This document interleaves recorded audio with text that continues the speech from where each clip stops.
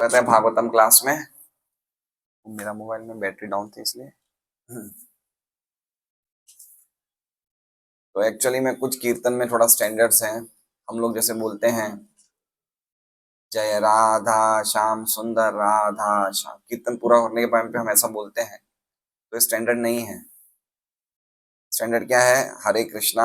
आखिर में हम प्रभुपाद टोन बोले, हरे कृष्णा कृष्ण कृष्णा हरे हरे, हरे राम राम राम हरे हरे। फिर डायरेक्टली हम प्रेम ध्वनि बोल सकते हैं, जय प्रभुपाद बोल के प्रेम ध्वनि बोल सकते हैं। काफी मंदिरों में हम देखते हैं जो डीटीज होते हैं उनके नाम लिए जाते हैं, जय राधा दामोदर राधा दामोदर राधे, जय श्रीनाथ जी जय गोपाल जी। भगवान के नाम ले सकते हैं, कोई दिक्कत नहीं है। लेकिन प्रभुपाद का स्टैंडर्ड जो है, आप प्रभुपाद के टाइम की जितने भी आप ऑडियो सुनेंगे, सीधा डायरेक्ट नाम संकीर्तन, नाम संकीर्तन के बाद सीधा प्रेम ध्वनि, बस। इसलिए थोड़ा हमें ये सब ध्यान रखना चाहिए। हम लोग चाहते हैं कि हम प्रभुपाद के स्टैंडर्ड्स को मेंटेन रखें। बाकी बहुत कम जगह ऐसा होता है। इसलिए जयद्वैत महाराज ने एक पूरी कीर्तन स्टैंडर्ड की एक बुक लिखी है, कैसे कीर्तन गाया जाना चाहिए, संकीर्तन कब गाना चाहिए, कैसी टोन में गाना चाहिए, क्या क्या उसके बाद ये सब बोलना चाहिए। ये सब चीजें का बहुत अच्छा स्टैंडर्ड है, इसलिए हमें ध्यान रखना चाहिए। तो प्रभुपाद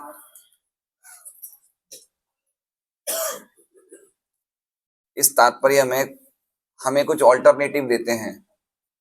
सुखदेव गोस्वामी ने जो स्टैंडर्ड बताए हैं 2 श्लोकों में, चौथा श्लोक और 5वें श्लोक में, ये स्टैंडर्ड बहुत एक्सट्रीम है। एक्सट्रीम मतलब बहुत सीवियर है। सुखदेव गोस्वामी ने खुद अपने वाला स्टैंडर्ड बताया है कि मेरा क्या स्टैंडर्ड है। सुखदेव गोस्वामी तो बिना कपड़ों के ही आ गए थे वहां पे, उन्होंने तो वृक्ष की छाल भी नहीं लपेटी थी। तो जो उनका स्टैंडर्ड है वो ही स्टैंडर्ड वो बता रहे हैं।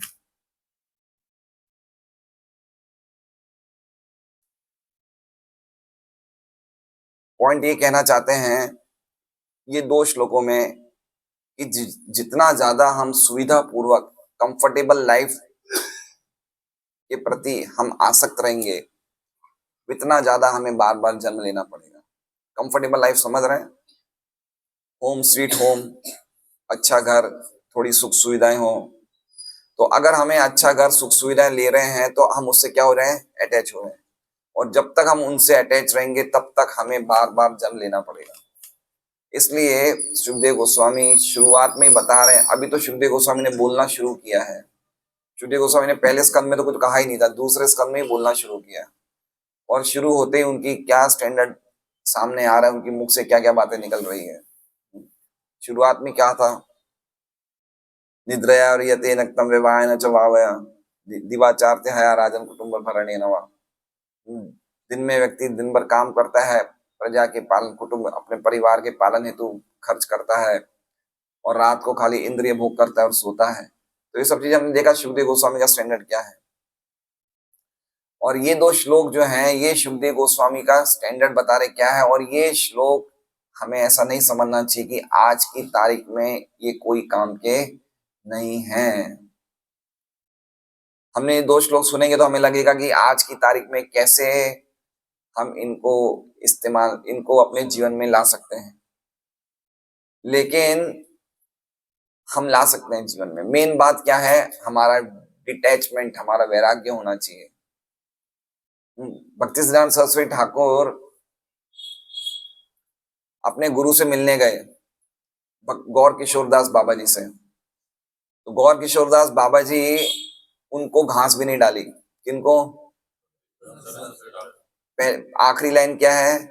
कस्मात भजंती कवयो धन दुर्मदान धान।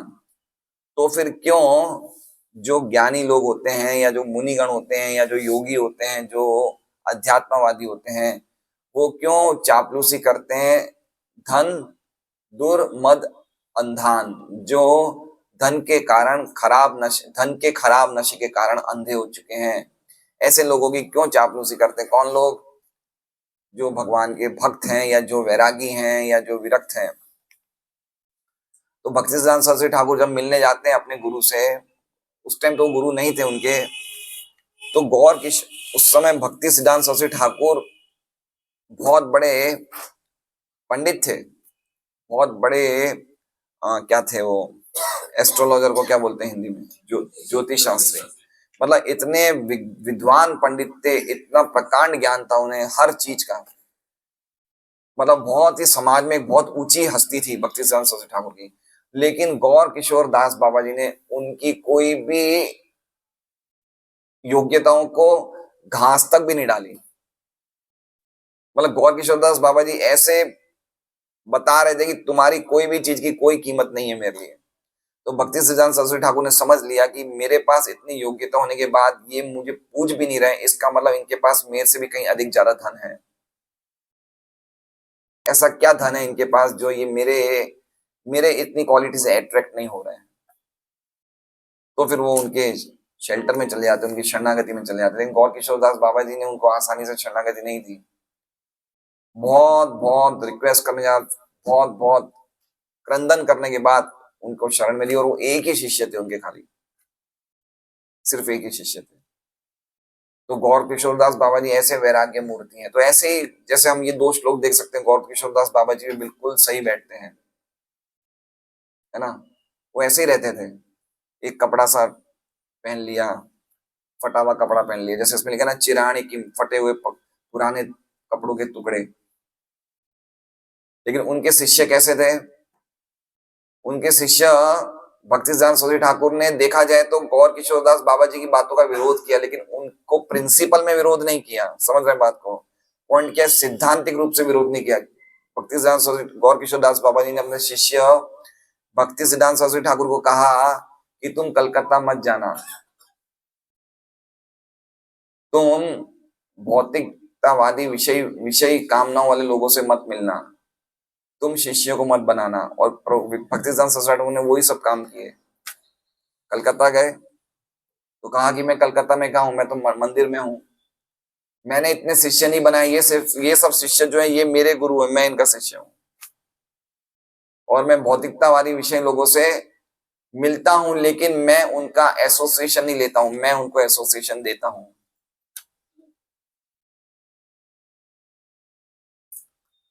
तो हमें समझना चाहिए कि मेन पॉइंट क्या है, कि हमें अटैच नहीं होना है सुविधाओं से, हमें डिटैच होना है। और ये तात्पर्य हम पढ़ेंगे तो प्रभुपाद बता रहे हैं कि किस प्रकार भक्तों को मिलना पड़ेगा ऐसे लोगों से जो दुर्मद अंधान हैं,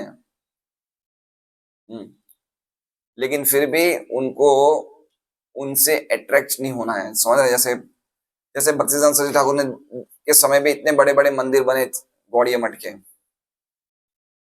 लेकिन उन्होंने देखा कि जब उनके कुछ शिष्य मंदिर की सुविधाओं से अटैच हो गए हैं, मंदिर के कमरों से या मंदिर की सुविधाओं से वो आकर्षक हो गए या आसक्त हो गए हैं, तो उनके मन में आया कि ये सब मंदिर को मैं तोड़ दूं और इन मंदिरों से तोड़ के जो मैं मार्बल को तो बेचूंगा, उससे जो पैसे मिलेंगे उससे मैं किताबों को छापूंगा, किताबें वितरण करूंगा।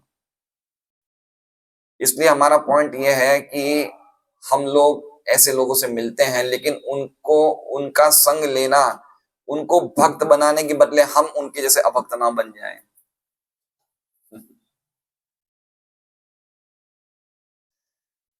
तो बहुत ही, तो हम मिले नहीं मिले, फिर बताइए क्या करना चाहिए? मिलना चाहिए या नहीं मिलना चाहिए? देखिए, अगर हम उनसे मिलते हैं और उनसे कुछ चीजें लेते हैं तो हम उनसे एहसान ले रहे हैं। समझ रहे बात को? अगर धनवान व्यक्ति हमें कुछ सुविधाएं प्रदान कर रहे हैं तो हम उनका एहसान ले रहे हैं, एहसानमंद हो रहे नहीं हो रहे?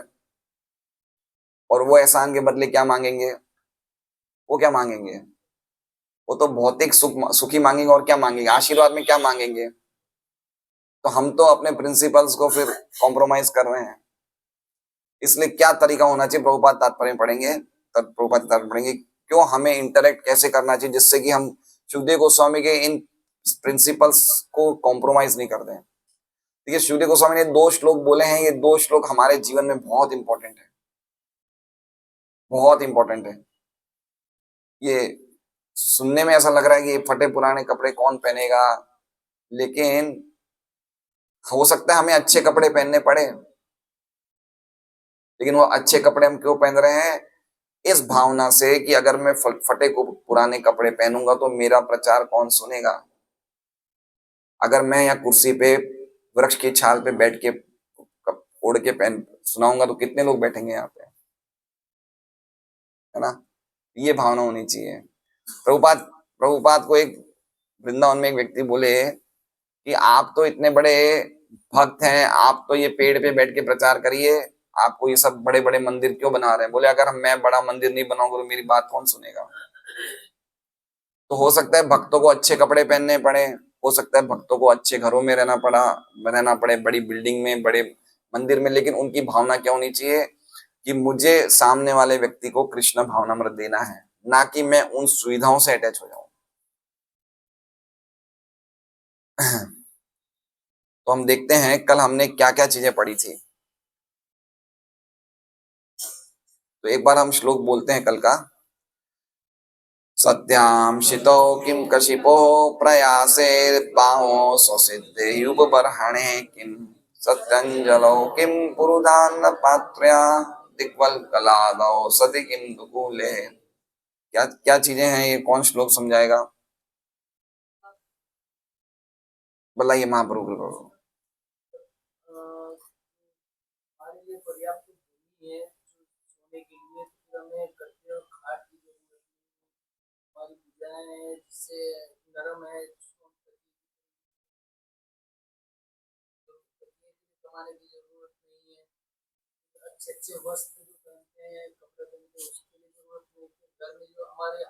नहीं नहीं, उनकी क्यों जरूरत नहीं है अच्छे अच्छे वस्त्रों की, उसका कुछ ऑप्शन बताइए। अगर दिशाएं हैं और वृक्ष की छाल है तो कपड़ों की जरूरत। धोती कुर्ता किसने पहना है, आपने पहना है। हाँ, तो कल 4 चीजें बताई थी, 5 थी कल, 4 थी। अब आगे आज क्या कह रहे हैं।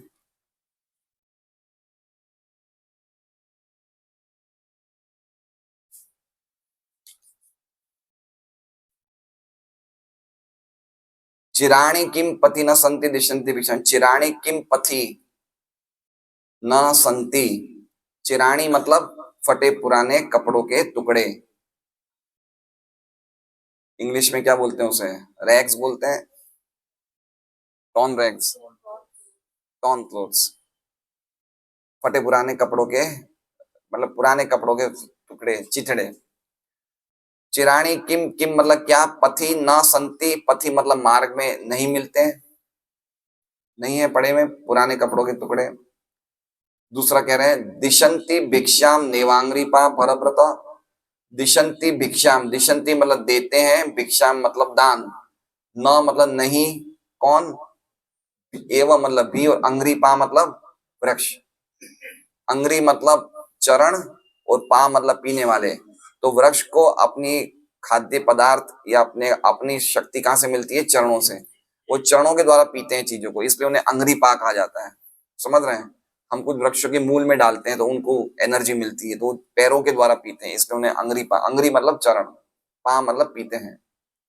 तो क्या वृक्षों ने दान देना बंद कर दिया है? ऐसा नहीं हो सकता, इसलिए कह रहे परभृत। परभृत मतलब वो हमेशा दूसरों के कल्याण के लिए जीते हैं। वृक्षों का काम क्या है, परभृत, वो दूसरे को ही मेंटेन करते हैं, अपने लिए जीते ही नहीं है, दूसरों के लिए जीते हैं, है ना। वृक्षों का जीवन बहुत ही अद्भुत होता है। भगवान कृष्ण और बलराम 10वें स्कंद में वृक्षों की बड़ी वो करते हैं, क्या कहते हैं, बड़ा गुणगान करते हैं कि देखो इनका जीवन कितना सफल है, लोगों को छाया दे रहे हैं, फूल दे रहे हैं, फल दे रहे हैं, लकड़ी दे रहे हैं, और काटने में भी कुछ बोलते नहीं हैं।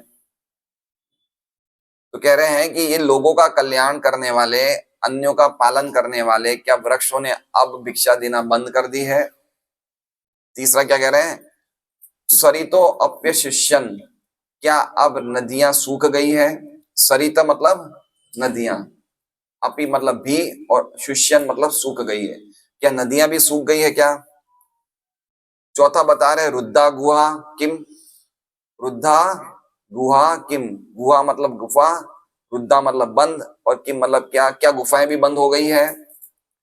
पांचवा बता रहे हैं अजीतो अवति नोपसन्नान। अजीतो, अजीतो मतलब भगवान अजीत, अवति मतलब पालन, न मतलब नहीं करते, उपसन्नान जो उनकी शरण में गए हैं क्या उनको सुरक्षा प्रदान करना भगवान अजीत ने बंद कर दी है। समझ रहे हैं बात को। सबके आगे क्वेश्चंस हैं, क्या उन्होंने बंद कर दी है। कस्मात भजंती कवयो धन दुर्मदानता। फिर अगर ऐसा नहीं है तो क्यों, कस्मात मतलब क्यों, किस लिए, भजंती मतलब सेवा करते हैं या चापलूसी करते हैं, कवयो मतलब विद्वान लोग, मुनि लोग, इनकी धन दुर्मदान दान, जो व्यक्ति अपने पैसों के नशे में पागल हो चुके हैं, अंधे हो चुके हैं, ऐसे लोगों की क्यों सेवा करते हैं। ठीक है, ये हम तात्पर्य पढ़ा हमने, अरे ये श्लोक का समझे।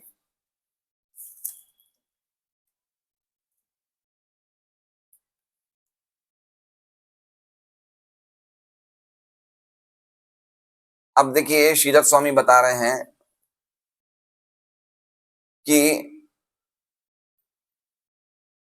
अन्न, जल, वस्त्र और रहने के स्थान को मांगे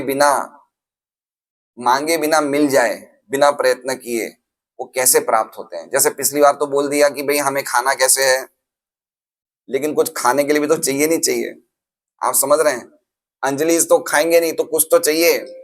तो श्रीधर स्वामी क्या कह रहे हैं कि ये चीजें, वस्त्र, अन्न, जल और रहने का स्थान, मतलब पिछले श्लोक में बताया कि भाई आपको बिना कपड़ों के रह जाओ या वृक्ष की छाल लपेट लो, तो बताया जा रहा है कि भाई और कुछ भी सुविधाएं हैं क्या।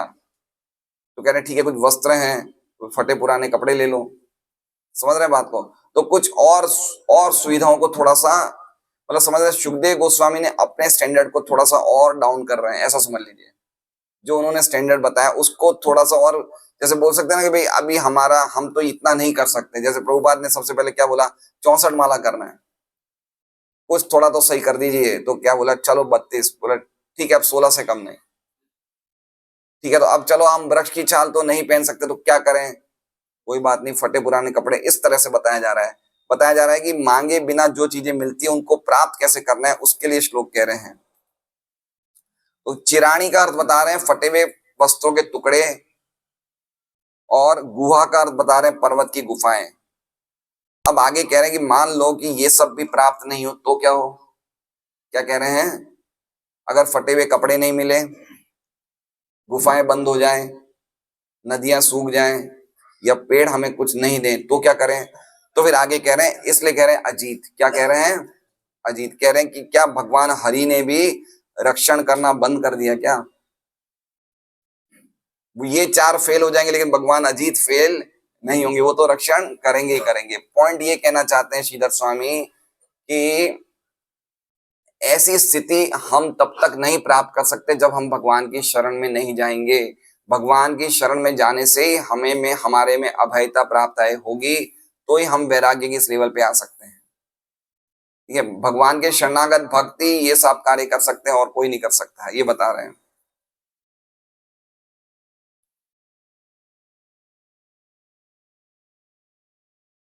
धन से जिसको अभिमान होता है उसे अंधान कहते हैं, जिसका विवेक नाश को प्राप्त हो जाता है। श्रीधर स्वामी विश्वनाथ चक्रवर्ती ठाकुर की हम टीका देखते हैं, क्या लिखते हैं वो।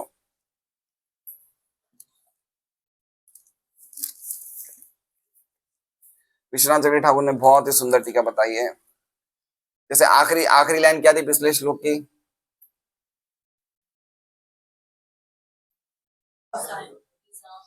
दिशाओं को या वृक्ष की छाल को ओढ़ लो, तो फिर वस्त्रों की क्या जरूरत है।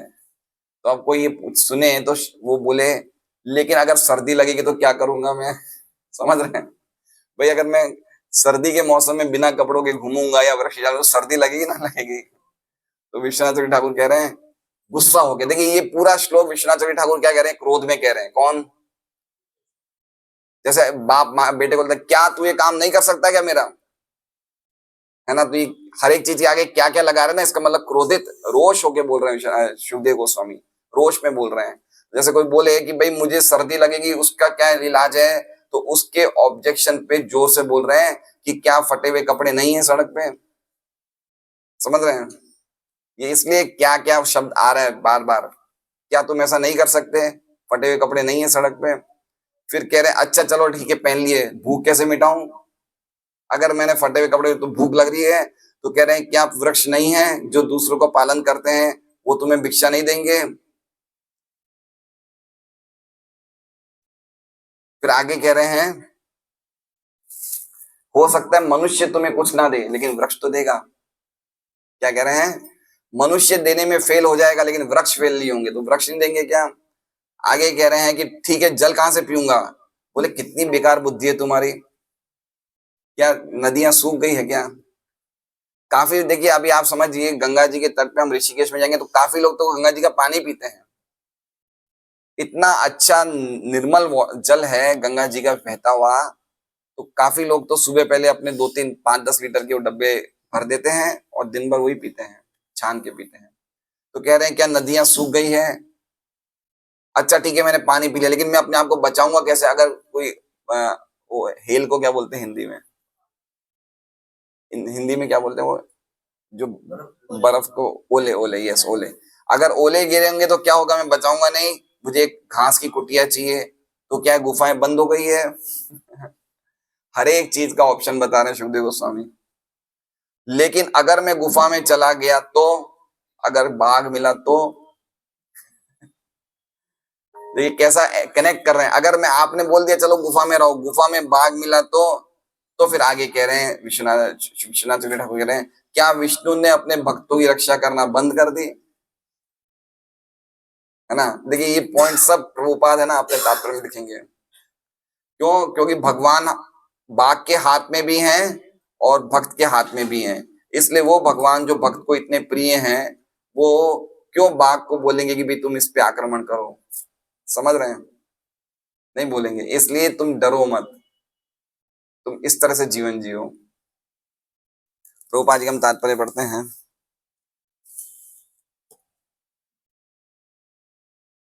तात्पर्य, सन्यासी कभी भिक्षा मांगने या परजीवी बनकर दूसरों पर निर्भर कर रहकर जीवित रहने के लिए नहीं है।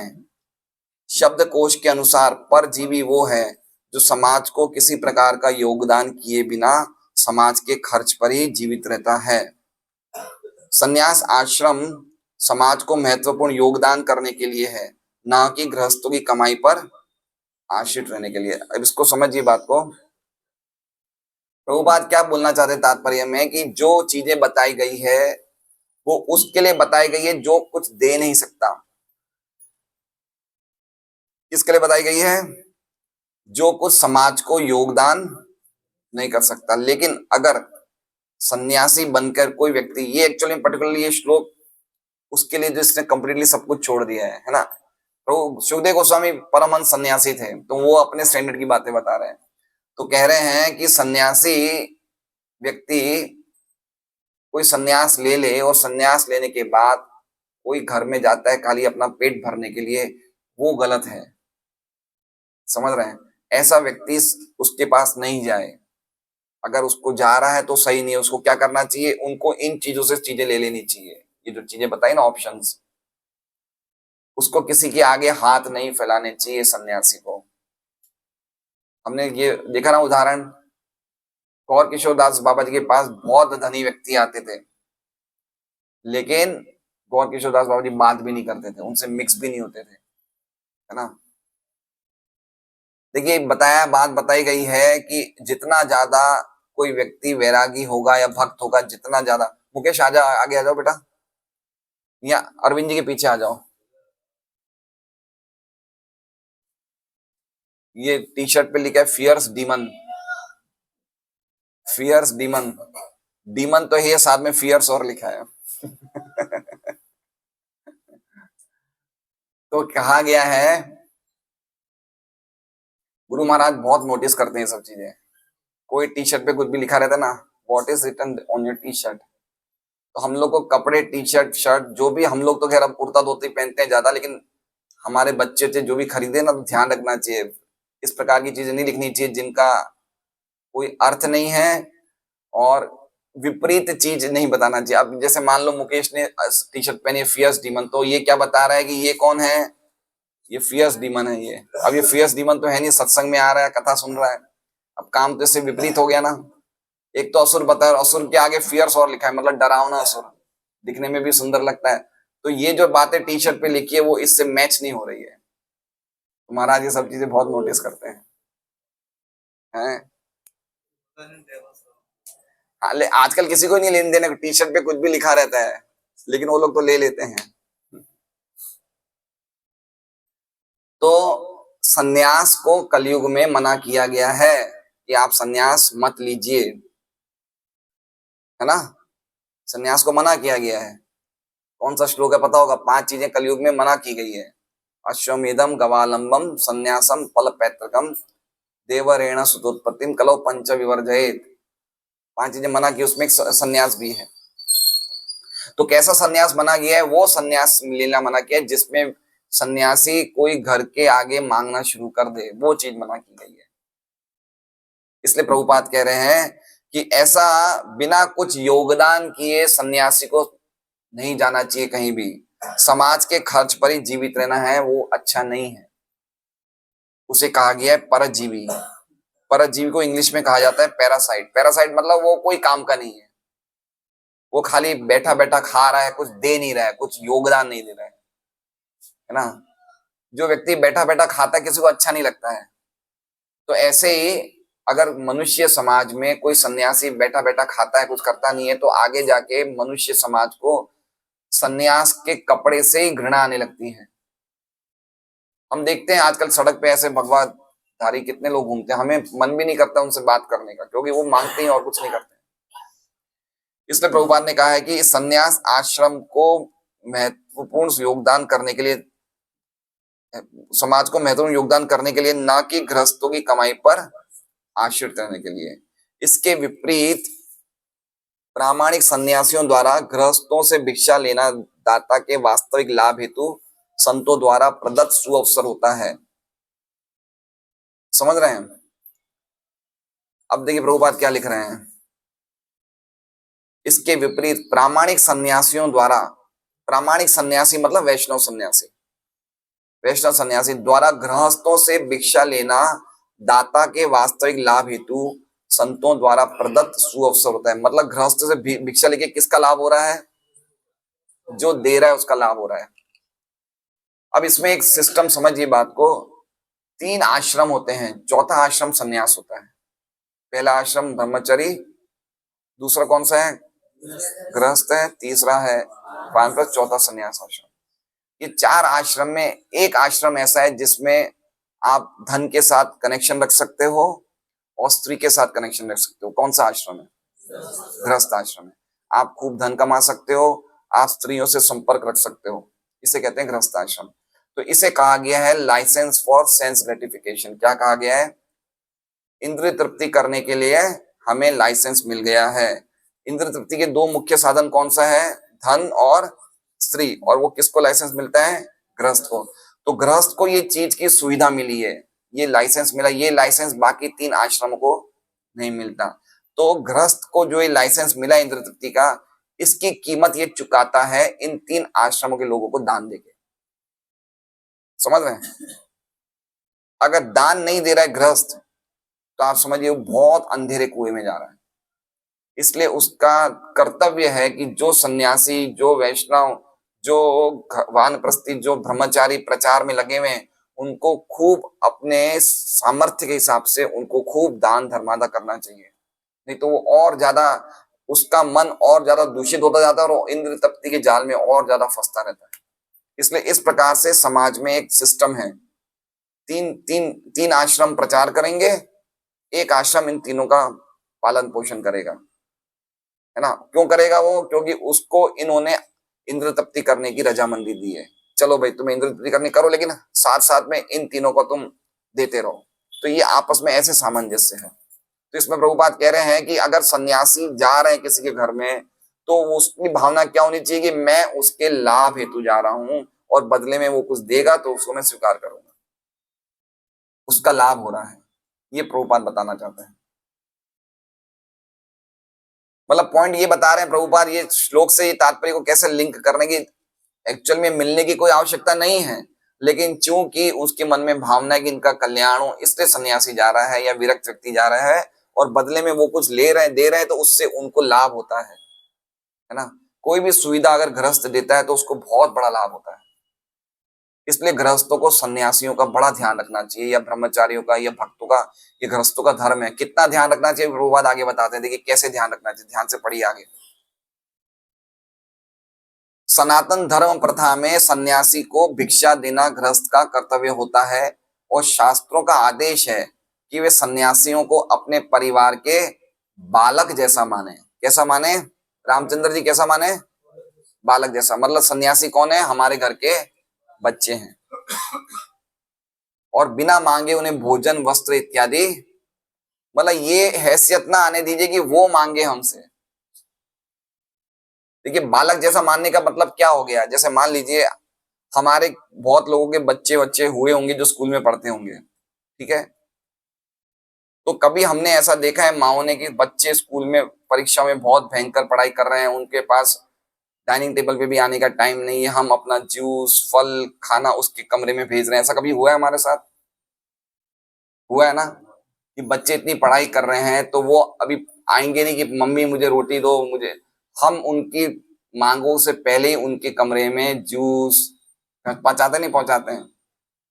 क्यों? क्योंकि वो बहुत कीमती एग्जाम की तैयारी में लगा है, बच्चा है हमारा, इसलिए हमें उनको चीजें पहुंचा देनी चाहिए। उसी प्रकार से सन्यासी बहुत भयंकर बड़े एग्जाम की तैयारी में लगा है। कौन से एग्जाम की तैयारी में लगा है? जन्म मृत्यु के चक्र से वो खुद भी छूट रहा है और हमें भी छोड़ रहा है। बच्चे तो खाली खुद के लिए एग्जाम देते हैं तो हम इतना ध्यान रखते हैं, लेकिन सन्यासी क्या कर रहा है? खुद को भी छुड़वा रहा है मृत्यु संसार से, और हमें भी छुड़ाने का प्रयास कर रहा है। इसलिए उसको बिना मांगे हमें सब सुविधा देनी चाहिए, है ना। हमें चला के बोलना चाहिए, प्रभु जी आपके लिए हम च्यवनप्राश लाए हैं, महाराज जी च्यवनप्राश ले लीजिए, ये कुछ आप रास्ते में जाएंगे, चलिए मैं एक ममरी का डब्बा दे देता हूँ, एक पानी दे देता हूँ, गर्म पानी की आवश्यकता। ऐसे हमें चला के मांगना चाहिए, चला के बोलना चाहिए उन्हें, महाराज जी ये दे दूं आपको। ये बहुत हमारे लिए इंपॉर्टेंट है। उनको बोलने का अवसर नहीं देना चाहिए, हमें मांगना चाहिए। हमें लगना चाहिए कि अगर हम सफर करते हैं, हम तो साल में एक दो सफर करते हैं, उसमें हमारी अटैचियां तैयार होने में 2 दिन लग जाते हैं, इनके पास तो कुछ है ही नहीं, तो इनको क्या चीजों की आवश्यकता नहीं है? ये लोग भी तो हमारे जैसे घर को ही छोड़ के आए हैं ना, तो इनको कितनी आवश्यकता होगी, तो उनका पूरा ध्यान हमें रखना चाहिए। इसलिए तो कहा है, देखो क्या लिखा है, बेटों की तरह पालना चाहिए, बच्चों की तरह पालना चाहिए, है ना। हम लोग मुंह मोड़ लेते हैं, हम लोग, हमें क्या है, हमने एक प्रवचन सुना चले गए, ऐसा नहीं होना चाहिए। आपस में इंटरेक्शन होना चाहिए। प्रभुपाद के पिताजी हर रोज 3-4 साधु को खिलाते थे, भोजन खिलाते थे प्रभुपाद के पिताजी। वो साधु में कुछ तो ऐसे भी थे जो ढोंगी थे, लेकिन प्रभुपाद जी फिर भी बुलाते थे, चलो बैठ जाओ कुछ खाओ। तो ये भावना होनी चाहिए कि कुछ ना कुछ हमारे घर पे आए हैं साधु महाराज, हमें पूरा ध्यान रखना चाहिए, क्योंकि उससे हमारा अल्टीमेटली बहुत बड़ा कल्याण है। इसलिए कहा क्या जा रहा है, मृत्यु संसार से बचा रहे हैं भाई वो हमें। आज हम किनकी कृपा से सब प्राप्त करें बताइए? हमारा मृत्यु संसार कैसे बच रहा है? मृत्यु का मतलब पता है ना क्या होता है? भाग्यश्री, मृत्यु का मतलब डेथ। डेथ से बचाना कितनी बड़ी बात है। आपको अगर यहाँ हम 50-60 लोग बैठे हैं, किसी को ये पता चल जाए कि मैं 2 महीने 2 घंटे बाद मेरी डेथ आने वाली है, आपको क्लास में सुनने का भी मन नहीं करेगा। मृत्यु इतनी डरावनी है, समझ रहे हैं। हमारे भाई साहब के ससुर जी सूरत में रहते हैं, दिन पर दिन उनकी तबीयत खराब होती जा रही है, तो कल उनकी एक फोटो आई ग्रुप में, तो उनकी फोटो देख के लगता है कि वो कितने डरे हुए हैं, है ना। पंपिंग कम हो गई, हार्ट पंपिंग कम हो गई है, किडनी का वो क्या कहते हैं क्रेटेनाइन बढ़ गया है, तो मृत्यु का डर चेहरे पे आ जाता है। अभी तो हमें पता नहीं क्या चीजें है ना, अभी तो चीजें बाहर आ नहीं रही है। कुछ ने तो कष्ट ऐसे हैं कि जो अभी तक बाहर प्रकट नहीं हुए हैं, इसलिए हम बड़े खुश दिख रहे हैं। हरे कृष्णा प्रभु जी, हरे कृष्णा। जब कष्ट बाहर निकलेंगे तब पता चलेगा क्या स्थिति होगी, है ना। हमें दुख दिखते नहीं है, दुख ऐसे आते हैं तब पता चलेगा। तो किससे बचा रहे हैं? मृत्यु के भय से बचा रहे हैं और संसार से बचा रहे हैं। संसार का मतलब समझ रहे हैं? वापस पुनर्जन्म से बचा रहे हैं। संसार मतलब वापस पुनर्जन्म से बचा रहे हैं। आज हमें इतना तो पता चल गया है कि मृत्यु खतरनाक होती है या पुनर्जन्म, इतना तो पता चल गया ना हमें। ये पता कितने लोगों को बताइए कि मृत्यु खतरनाक होती है, पुनर्जन्म? लोगों को तो ये भी नहीं पता मृत्यु खतरनाक होती है, पुनर्जन्म होता है। कितने लोगों को पता है पुनर्जन्म होता है? हार्डली किसी को पता है। भारतीय को पता है पुनर्जन्म होता है, लेकिन वो काम तो ऐसे ही कर रहे हैं कि हम इसी, यही हमारा लास्ट जीवन है। इसलिए ऐसे सन्यासियों का, ऐसे महाराजों का हमें बड़ा ध्यान रखना चाहिए, बहुत ध्यान रखना चाहिए।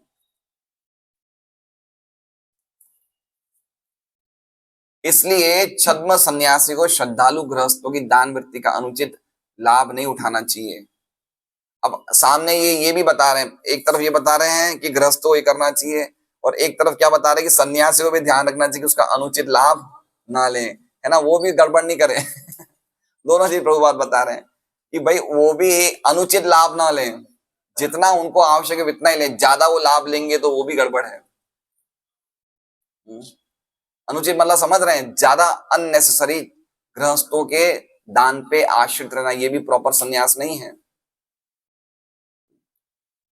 कोई कोई तो सन्यासी ऐसे होते हैं, जो ऐसे भी गुरु होते हैं, छद्म गुरु, जो खाली अपने धनी धनी लोगों को दीक्षा देते कि भाई इनसे हमें कुछ ना कुछ मिलता रहेगा, तो वो भी सही नहीं है, वो अनुचित है। वो सन्यास आश्रम के प्रत्येक व्यक्ति का ये प्रथम कर्तव्य है कि वो मनुष्यों के लाभ के लिए कोई साहित्यिक कृति प्रदान करें, जिन्हें उन्हें आत्म साक्षात्कार की अनुभूति की दिशा प्राप्त हो सके। मतलब प्रभुपाद कहना चाहते हैं कि सन्यासी का सबसे पहला कर्तव्य क्या है कि कुछ वो लिटरेरी कंट्रीब्यूशन करे। लिटरेरी मतलब समझ रहे हैं? ग्रंथ लिखने का कुछ कंट्रीब्यूशन करें। देखिए हमारे संस्था में भी ज्यादा जितने महाराज हैं कुछ ना कुछ लिखते हैं, काफी बुक्स लिखते हैं। अभी इंद्रदूत महाराज ने भी बुक लिखी, अपनी बुक लेके आए थे, है ना। हमारे गुरु महाराज तो बहुत सारी बुक्स लिखते हैं, और भी सब महाराज ने लिखते ही हैं, क्योंकि सन्यासी का काम है कुछ ना कुछ समाज में क्या है, लिखित रूप में कुछ देना। और लिखने की क्वालिटी बहुत अच्छी है। अगर हम भी लिखने की क्वालिटी बनाए तो बहुत अच्छा है। कम से कम हम 2-3 पेज के कुछ आर्टिकल लिख सकते हैं, है ना। जगत में क्या चल रहा है वो लिखने की क्वालिटी होनी चाहिए। लिखने की क्वालिटी बना के हम किसी को, अपने जान पहचान वालों को भेज सकते हैं, देखो मैंने लिखा है। लिखने की जो वृत्ति है बहुत अच्छी है। इसलिए सन्यासी जो हो गए उनको सबसे पहले क्या करना चाहिए, कुछ ना कुछ लिखित रूप में लोगों को देना चाहिए। जैसे किन्होंने दिया? रूप गोस्वामी सनातन गोस्वामी ने दिया। रूप गोस्वामी सनातन गोस्वामी कौन थे? अगर आज के स्टैंडर्ड से देखा जाए तो मल्टी बिलियनर थे वो, करोड़पति अरबपति थे वो उस टाइम के। सब कुछ छोड़ दिया, लेकिन खाली नहीं बैठे वो। क्या दिया उन्होंने? नाना शास्त्र विचारने का निपुणों सद्धर्म। उन्होंने अलग अलग शास्त्रों को इकट्ठा किया, फिर उन शास्त्रों को ढंग से पढ़ा, और उनमें से जो ग्रंथ भक्ति से संबंधित चीजें वो निकाली, और उन्होंने भक्ति के ग्रंथ बनाए। तो भक्ति रसामृत सिंधु, ये क्या कहते हैं अपने ईशोपनिषद, ये ब्रह्म संहिता, ये सब पे आचार्यों ने इतनी अपनी अपनी टीका लिखी, उपदेशामृत। तो वो ही तो हमें लाभ हो रहा है वो सब पढ़ के ना। भागवतम की टीका सनातन गोस्वामी ने, हरि भक्ति विलास, बृहद भागवतम, ये सब इन्होंने लिख के दिया। प्रभुपाद ने बुक्स लिखी, उनके गुरु ने बुक्स लिखी। लिखने की बहुत प्रथम कार्य है, को लिखित रूप में समाज को देना चाहिए।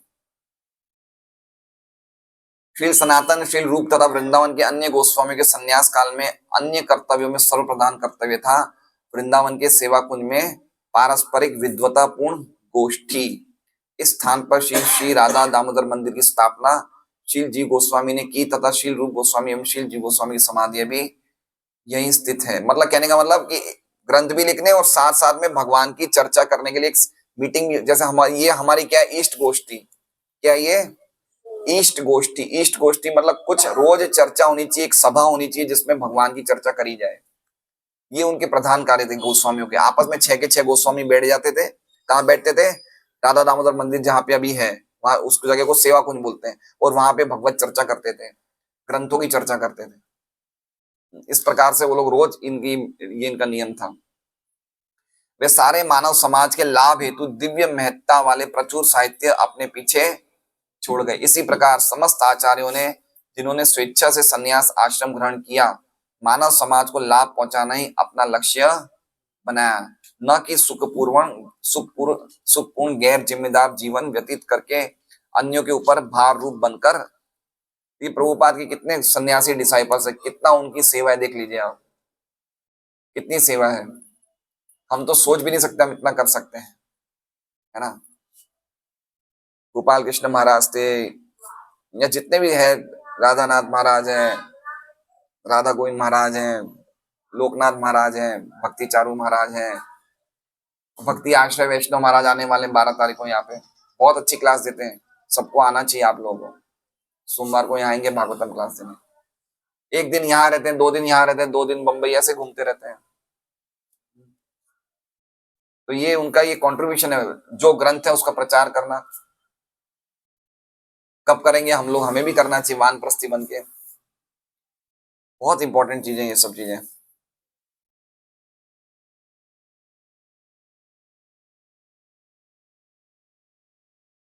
किंतु जो सन्यासी कोई योगदान नहीं कर पाते, उन्हें चाहिए कि भोजन के लिए गृहस्थों के यहाँ न जाएं, क्योंकि ऐसे साधुओं द्वारा गृहस्थों से भोजन की भीख मांगना इस सर्वोच्च आश्रम का अपमान करना है।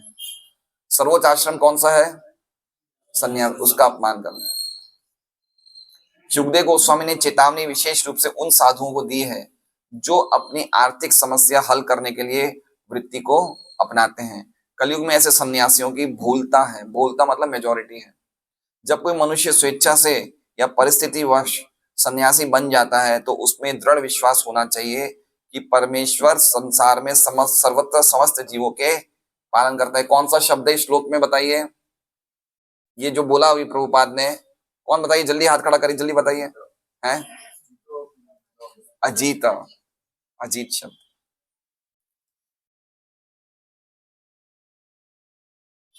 अजीत शब्द का विशेष इंपॉर्टेंस है ना, जिनको कोई नहीं जीत सकता।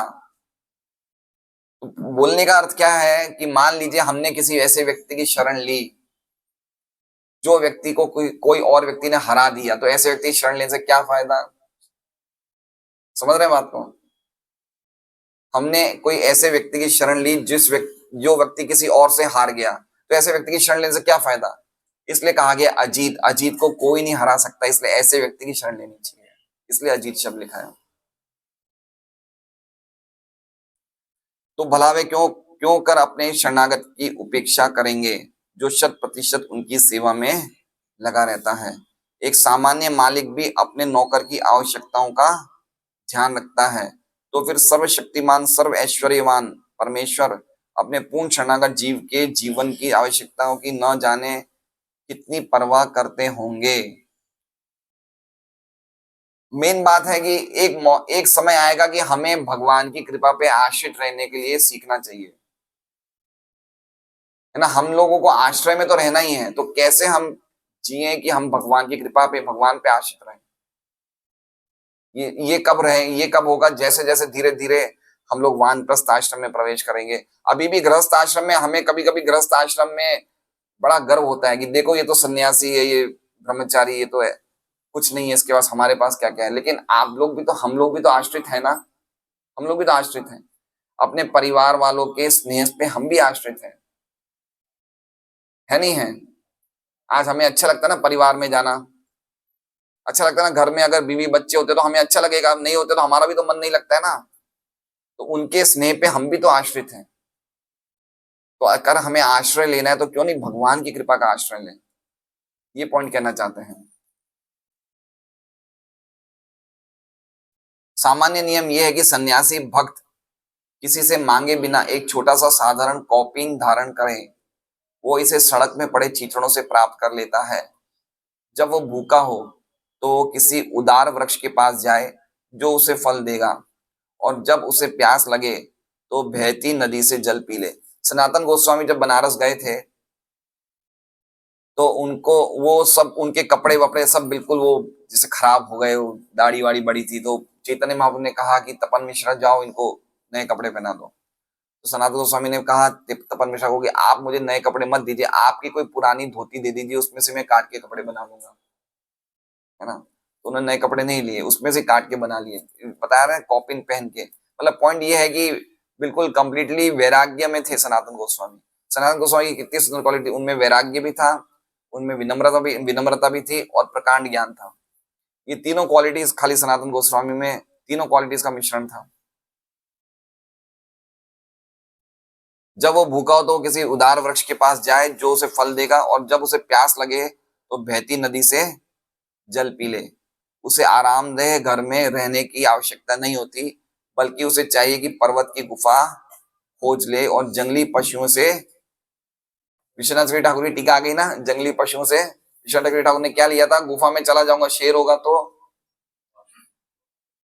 तो इसलिए कह रहे कि जंगली पशुओं से भयभीत ना हो।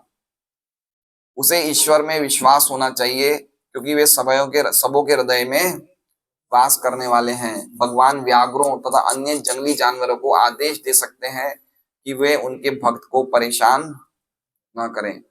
भगवान श्री चैतन्य के महान भक्त हरिदास ठाकुर एक ऐसी ही गुफा में रहा करते थे, और संयोगवश एक बड़ा विषधर सर्प भी उस गुफा में रहता था। ठाकुर हरिदास का कोई प्रशंसक जो नित्य ही उनको मिलने जाता था, सर्प से भयभीत था, और उसने सलाह दी कि ठाकुर उस स्थान को छोड़ दे।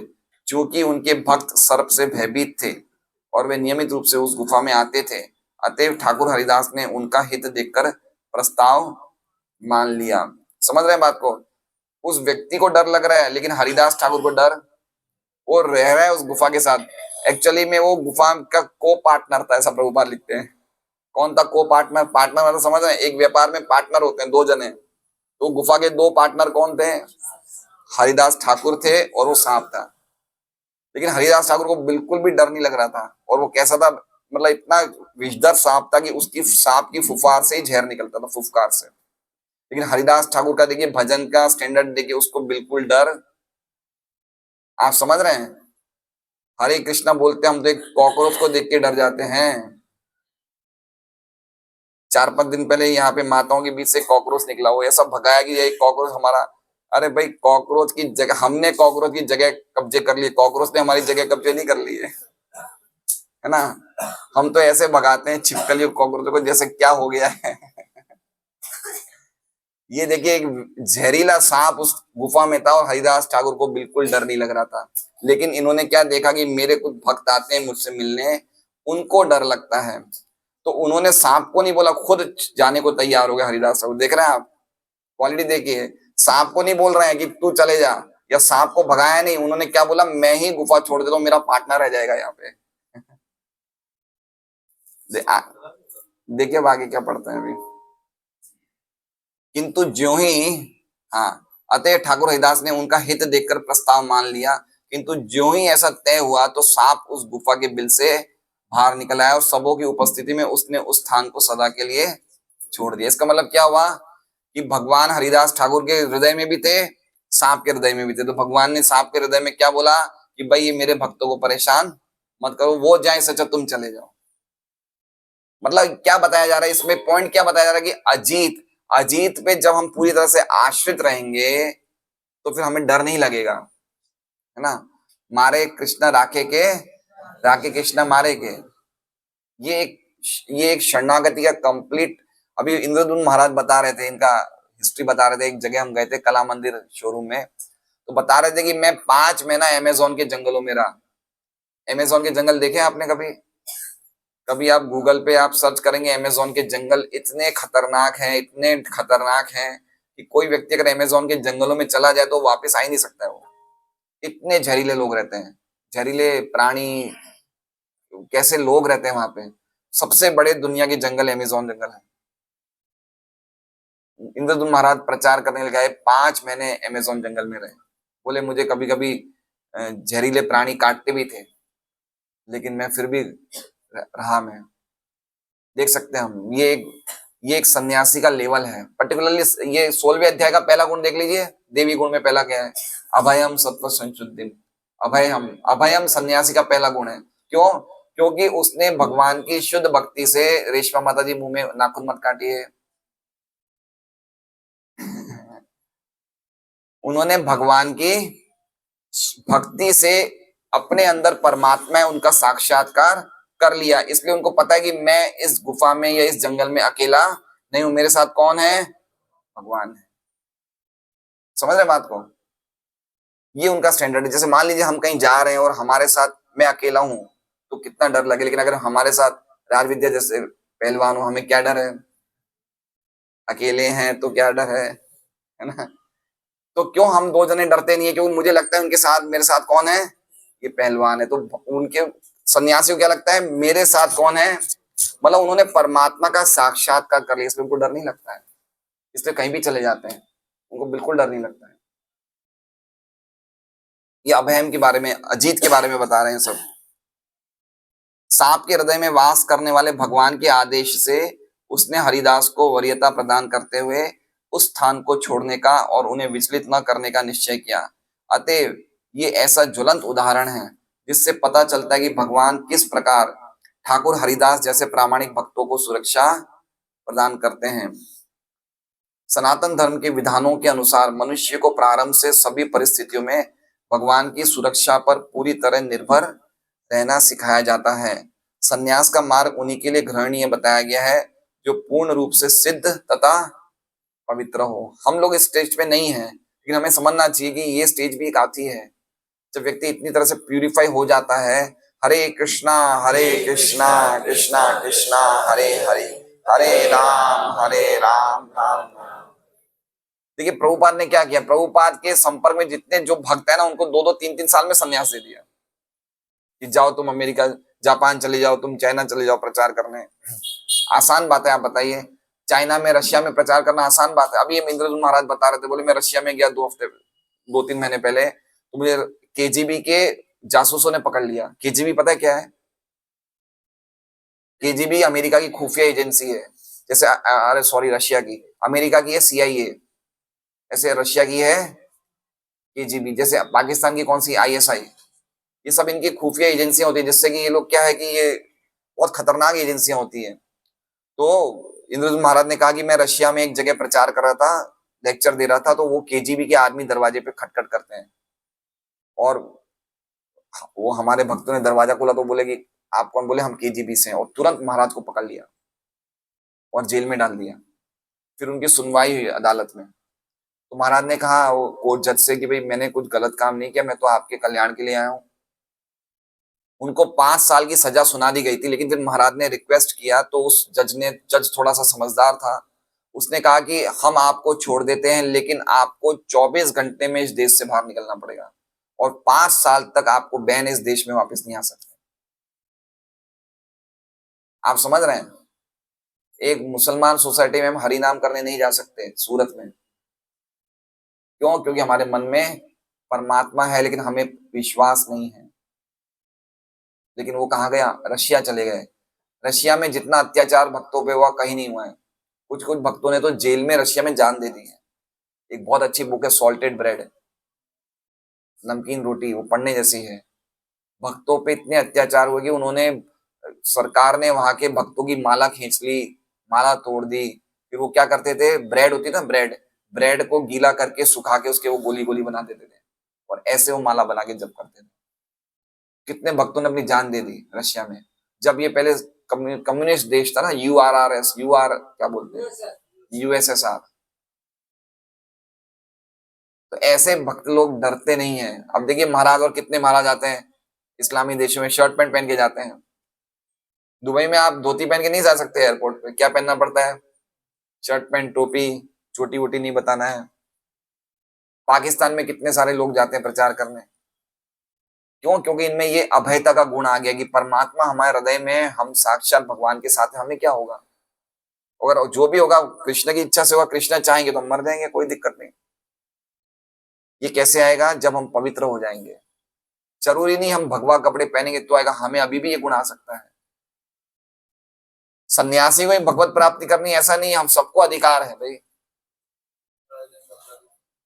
बांग्लादेश में किया महाराज ने, रशिया में महाराज को भी एक बार नजरबंद कर दिया था 2 साल पहले, 1-1.5 साल पहले रशिया में। और आज देखिए इन लोगों के प्रचार से रशिया में सबसे ज्यादा भक्त भी रशिया में ही है। भारत के बाद सबसे ज्यादा पूरे दुनिया में रशिया में भक्त हैं इस्कॉन के। तो इतना, प्रभुपाद भी गए थे 1971 में, प्रभुपाद को भी भगा दिया था उन्होंने, रशियन सरकार ने। रशियन सरकार सबसे ज्यादा कठोर सरकार है। अमेरिका इस मामले में बहुत खुली है। प्रभुपाद ने जाते जाते क्या किया, खाली एक भक्त को प्रभुपाद ने एक एक भक्त जब 1971 में कहते एक व्यक्ति जिसका नाम था एंड्रयू या क्या नाम था, वो व्यक्ति को कृष्ण भावनाओं में इंटरेस्ट था, तो उसने प्रभुपाद को प्रॉमिस करी कि मैं रोज 16 माला करूंगा। प्रभुपाद ने जाते जाते रशिया से उनको भी चले जा रहे थे, तो जाते जाते उन्होंने अपने शिष्य श्याम सुंदर को कहा कि तुम अपनी माला इसको दे दो, तो ऐसे दीक्षा उनको दे दी माला देके, और वो व्यक्ति ने पूरा प्रचार कर दिया रशिया में, प्रभुपाद की कृपा प्राप्त हो गई। तो ऐसे हिम्मत करते हैं लोग। प्रभुपाद बोलते थे जो मुसलमानों को भक्त बनाएगा वो उसके चरण में छूंगा। ये सब हिम्मत वाले काम है ना। आप हमारे ये तो नहीं है कि हम गुफाओं में जाके बाघ और सांपों के साथ रहे, लेकिन ये प्रचार तो कर सकते हैं। महाराज बोलते हैं, बोले हमें मुसलमानों को बुक्स देनी चाहिए, उनको प्रचार करना चाहिए। हिम्मत वाला काम है। तो हिम्मत कैसे आएगी? देखिए हम प्रचार करेंगे ना, भगवान हमें हिम्मत देंगे। हम प्रचार करेंगे ना, भगवान हमें हिम्मत देंगे। और जो प्रचार करेगा उसको इंद्र तृप्ति की परेशानियां नहीं आएंगी। इसलिए भगवान भगवान उन भक्तों पे आश्रित हैं जो भक्त भगवान का प्रचार करते हैं। समझ रहे हैं बात को? भगवान की सर्वश्रेष्ठता कौन बताएगा दुनिया में? भगवान परम सत्य ऐसा कौन बताएगा दुनिया में? बोलिए कौन बताएगा? भक्ति तो बताएंगे, और कौन बताएगा? कृष्णा को, किसी को, कोई व्यक्ति कृष्ण को परम सत्य माने तो उसमें प्रचार तो भक्त को ही करना पड़ेगा ना। तो भक्त के कितने अधीन हो जाते हैं भगवान, इसलिए प्रचार करना इतना जरूरी है। हम सीधा क्या सीधा भगवान को प्रसन्न करते हैं प्रचार। भगवान गीता जी में भी कहते हैं न च तस्मान मनुष्येषु कश्चिन में प्रिय, उससे प्रिय मुझे कोई नहीं है। इसलिए हम चाहे कैसी भी स्थिति में हमें प्रचार करना चाहिए। जो भी भगवान का सहयोग करते हैं ना, भगवान उन्हें कभी नहीं भूलते। चाहे वो व्यक्ति गिर जाएगा लेकिन फिर भी भगवान नहीं भूलते। एग्जाम्पल देख लीजिए सुग्रीव जी का। सुग्रीव जी थे ना, सुग्रीव जी भगवान राम के साथ जुड़ गए थे बाली को मारने में, और जब बाली को मार दिया तब सुग्रीव वापस इंद्र तृप्ति में लग गया, मौज मस्ती में लग गया सुग्रीव जी, लेकिन भगवान ने फिर उन्हें उठा लिया। इसलिए अगर हम गिरे से गिरे हुए व्यक्ति क्यों ना हो, अगर हम प्रचार करेंगे तो भगवान की आंखों में आ जाएंगे, भगवान हमें कभी नहीं छोड़ेंगे। तो इतने सब हम एग्जाम्पल दे रहे हैं, क्यों इन्होंने इतने रिस्क लिए? भगवान का प्रिय बनने के लिए, प्रचार करने के लिए।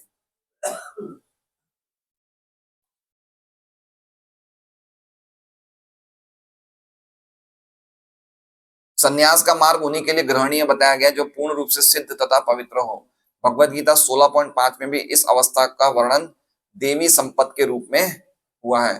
मनुष्य को देवी संपत्ति अर्थात आध्यात्मिक संपत्ति संग्रह करने की आवश्यकता है, अन्यथा उसकी वैकल्पिक संपत्ति आसुरी संपत्ति अर्थात भौतिक संपत्ति उसे बुरी तरह पराजित। समझ रहे बात को? अगर हम साधुओं का संग नहीं करेंगे तो हमें असुरों का संग करना ही पड़ेगा, और कोई ऑप्शन नहीं है। Man is a social animal. मनुष्य सामाजिक प्राणी है, उसे संग की आवश्यकता है। अगर वो अच्छे लोगों का संग नहीं करेगा तो उसे बुरे लोगों का संग करना पड़ेगा, और बुरे लोगों का संग करेगा तो उसमें अपने आप ही आसुरिक भाव बढ़ जाएंगे। इसलिए हमेशा हमें देवी क्वालिटीज, देवी गुणों को अर्जित करता रहना चाहिए, और उसे बाध्य होकर भौतिक संसार के विभिन्न कष्टों के बंधन में पड़ना होगा। सन्यासी को सदा अकेले रहना चाहिए और उसे निर्भीक होना चाहिए। मनुष्य को कभी अकेले रहने से डरना नहीं चाहिए।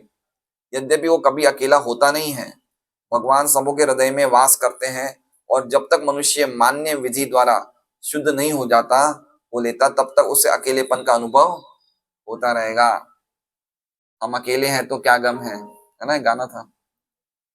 अकेलेपन का जो ये है, ये कब हमारा दूर होगा? जब हमारा हृदय पवित्र हो जाएगा, हम अकेले रह सकते हैं। नहीं तो हमें कमी खलेगी भाई, हम अकेले हैं। किंतु सन्यास आश्रम वाले मनुष्य को इस आश्रम की प्रक्रिया से शुद्ध होना चाहिए। इस तरह से सर्वत्र भगवान की उपस्थिति का अनुभव होगा और उसे किसी का भय नहीं रह जाएगा, भले ही उसके साथ कोई ना रहे। प्रत्येक व्यक्ति निर्भय तथा ईमानदार बन सकता है यदि वो प्रत्येक आश्रम के नियत कर्तव्य का पालन। अब ये आगे बताया कि सन्यासी ही नहीं, प्रभुपाद क्या बोलना चाहते, खाली सन्यासी नहीं, हम लोग सभी लोग पवित्र बन सकते हैं। क्या करना है? हम जो जो आश्रम में हैं, जो जो वर्ण में है, उसके हिसाब से काम करें और साथ में भक्ति के नियमों का ढंग से पालन करें। बस ये इंपॉर्टेंट है। कोई नौकरी कर रहा है, कोई व्यापार कर रहा है, कोई कोई भी काम कर रहा है, हर एक व्यक्ति अपनी स्थिति में रह के पवित्र बन सकता है। उसे खाली ये देखना है कि जिन गुरु के मैंने आश्रय लिया है उनकी बातों को मैं स्ट्रांगली फॉलो करूं, शास्त्र को नियमित रूप से पढूं और हरे कृष्णा कृष्णा कृष्णा हरे हरे, हरे राम राम राम। ये सब गुण, ये सब क्वालिटी से अपने आप ही निडरता आ जाएगी, अपने आप ही अभयता आ जाएगी।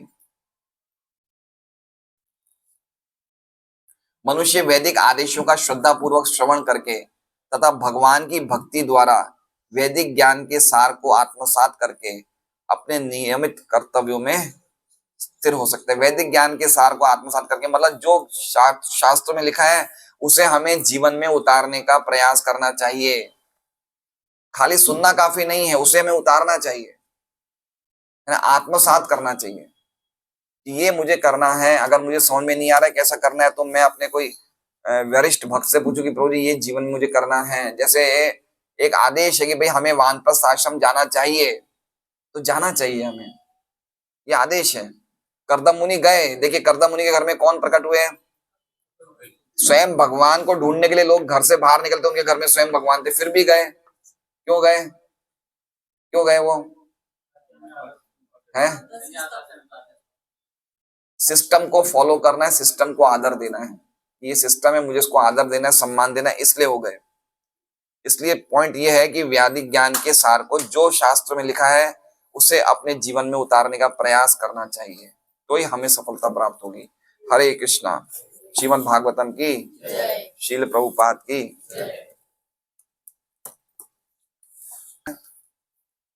वो बहुत वरिष्ठ भक्त हैं मेरे हिसाब से। सूरत में उनका जो वैराग्य है ना, वैराग्य का लेवल बहुत कम भक्तों में ऐसा। तो सूरत के हमारे अच्छे अच्छे भक्तों में एक उनकी गिनती है। तो आप निवेदन कर रहा हूँ कि आप लोग जरूर से आइए, उनके प्रवचन बहुत ही अद्भुत होते हैं और ध्यान से सुनिए वो क्या बोलते हैं। हरे कृष्णा। आज का प्रसाद सव्यसाची क्या है? श्यामा वल्लभी माता जी। आज का प्रसाद श्यामा वल्लभी माता जी की तरफ से है और उनके पतिदेव जगत प्रभु और उनके परिवार की तरफ से है। तो उनके लिए हम आज एक वो ऐसी चीज बना के लाए जिसके लिए हम आज हर प्रकार का रिस्क ले लेंगे। हम सांप के साथ, व्याघ्र के साथ भी रहने का हिम्मत कर लेंगे। तो चीज बिना खाए मत जाइएगा आप लोग। तो उनके लिए आज हम महामंत्र उच्चारण करेंगे। हरे कृष्णा कृष्णा कृष्णा हरे हरे, हरे राम राम राम। जिनको शुगर हो मत खाना। एक मेरा निवेदन है, देखिए हमारे शरीर प्राय हमारे शरीर वृद्धावस्था की तरफ जा रहे हैं। तो अच्छा है कि हम शरीर को सही रखें, है ना। शरीर को सही रखना है तो आजकल शुगर होना एक आम बात हो गई। तो जिनको शुगर उनको थोड़ा सा कंट्रोल रखना चाहिए कि हम मीठी चीज नहीं खाएं। शुगर, ब्लड प्रेशर, तो मैंने देखा हमारे भक्तों में काफी भक्तों को शुगर है लेकिन वो रह नहीं सकते हैं शुगर के बिना, है ना। गुफाओं में कैसे रहेंगे जब बिना शुगर के नहीं रह सकते हैं। तो अच्छा है कि हम चीनी ना खा, मीठा मीठा नहीं खाएं। अगर हमें लेना है कुछ तो एक दाना कुछ ले लें बस ऑनर करने के लिए। लेकिन हमें ध्यान रखना चाहिए, ये इतनी खतरनाक बीमारी है शुगर कि हमारा पूरा भक्ति में जीवन नष्ट हो सकता है। इसलिए सेहत का ध्यान रखते हुए हमें बहुत ध्यान रखना चाहिए। एटलीस्ट कम से कम 50 साल, 45-50 साल के बाद सेहत का ध्यान रखना चाहिए हमें, है ना। शरीर हमें भगवान ने दिया है, एक साधन है, इसको प्रॉपरली हमें रखना है जिससे कि हम भक्ति कर सकें। इसलिए खाने पीने का ध्यान भक्तों को बहुत ध्यान से रखना चाहिए। ओवर ईटिंग, शुगर, ये सब चीजों नहीं, जितना हम सिंपल लें उतना अच्छा है। हरे कृष्णा।